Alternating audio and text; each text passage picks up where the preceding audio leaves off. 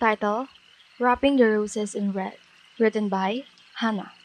The weight in his hands felt unreasonably heavy as gray eyes gazed through the crosshatch windows. Every day, Akutagawa swore it would be the last, and yet, every day, Akutagawa found himself drawn back to the cream-tinged walls with the obnoxious popcorn and orange peel motif. His black shoes every day found themselves walking with guided steps that echoed within the empty hallway toward the last room on the left.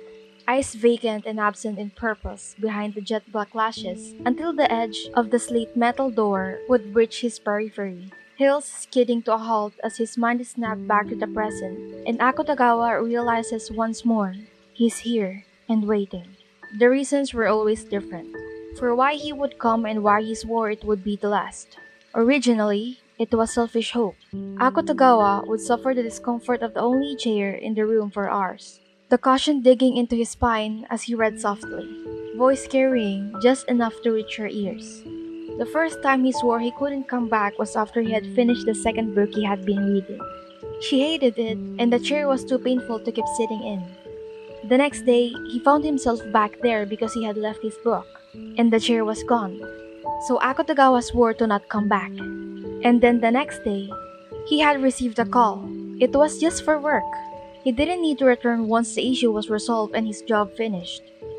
The next, he had left the part of his report he had gone the day before to write. It was just for work. There was no reason to go back. The next day was the first time he had wandered the room in his exhaustion. Akutagawa glaring at the tinted window and stomping out back into the moonless night. But then, Akutagawa found himself back in her room, squeezing her hand and begging in the empty night and fueled only by the fifth of whiskey and 3 days without sleep, cursing her name, tears clinging his lashes as he screamed loud enough. His voice echoes along the white walls. Metal screamed beneath Rashomon's anger, the ripping of fabric adding in harmony from his fingers. Tendrils of black and white hair slicked to his cheeks from sweat and the rain. Only the clear sky and moonlight illuminating the destruction.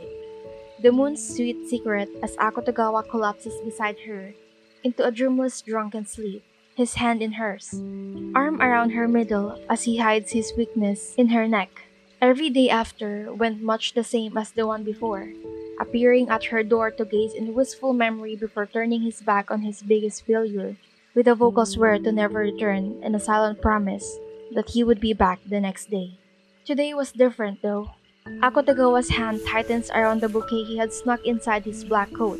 He wasn't sure how much time had passed, but snow clung to his shoulder, dotting his trademark black and gentle white, a little drifting from the wind to dust the edges of the red petals in the snow. The purchase was impulsive, but it was something he had read that one would buy the person they cared for. Akutagawa bites the inside of his cheeks as he walks in, the painfully familiar sounds of machine beeping already making him sick to his stomach.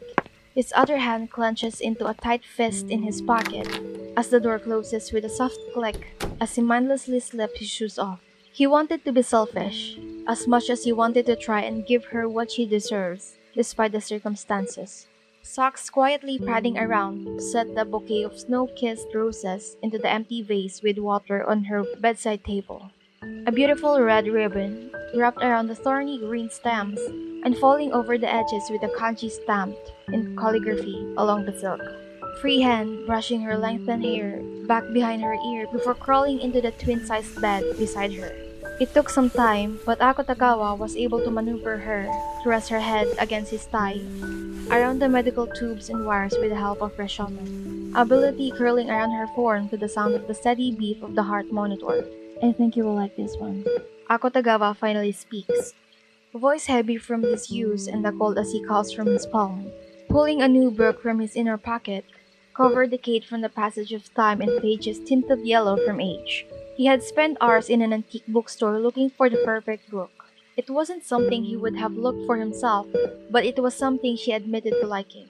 His fingers opened the cover and the title page, other hand twinning her hair around his cold fingers. One day, Akutagawa starts to read, hand brushing through her hair in time with the beating of his heart. One day, she would wake. Or one day, the flowers with the ribbon of confession would wither like his heart. But every day he would return, vowing for Christmas that year to keep trying another book and another until she found the one she liked.